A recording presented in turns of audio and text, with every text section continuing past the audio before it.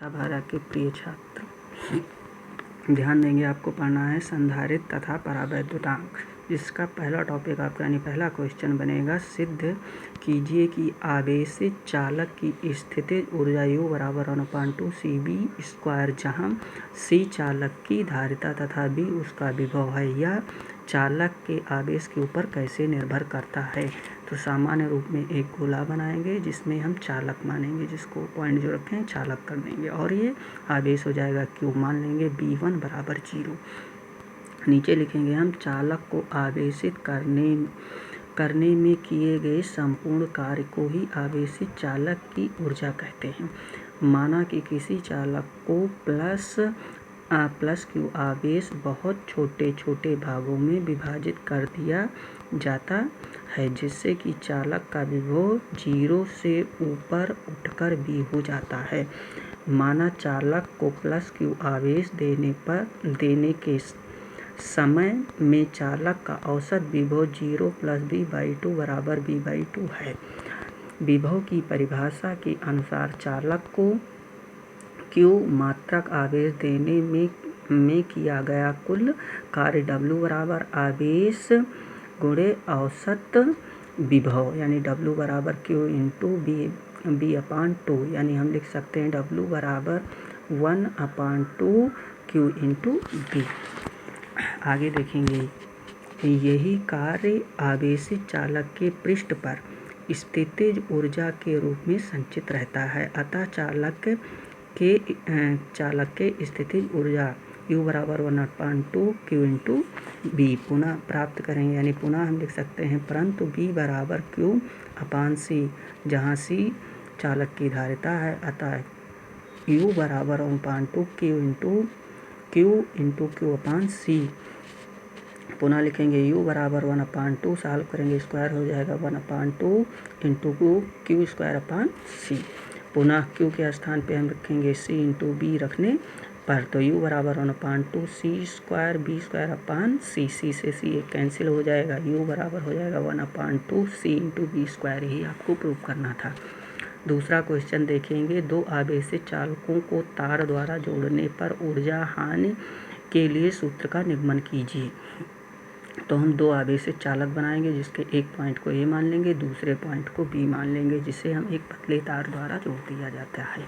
उसके बाद हम लिखेंगे नीचे, माना दो पृथक्कृत चालक A व B, जिनकी धारिताएं क्रमशः C1 व C2 हैं तथा आवेश Q1 व Q2 देने पर उनका विभव क्रमशः V1 व V2 हो जाता है। अतः Q1 बराबर C1 V1 तथा Q2 बराबर C2 V2। यदि दोनों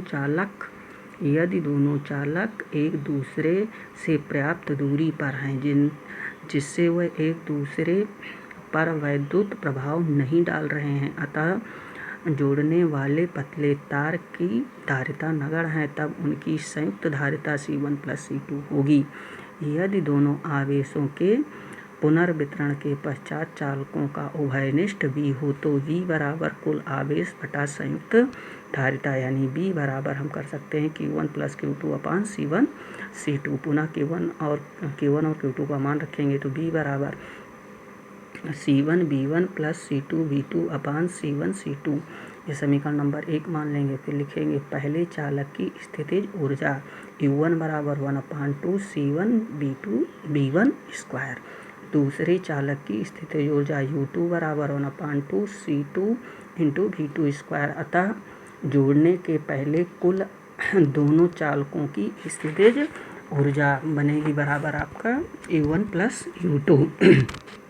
मान रखेंगे 1/2 C1 V1² + 1/2 C2 V2²।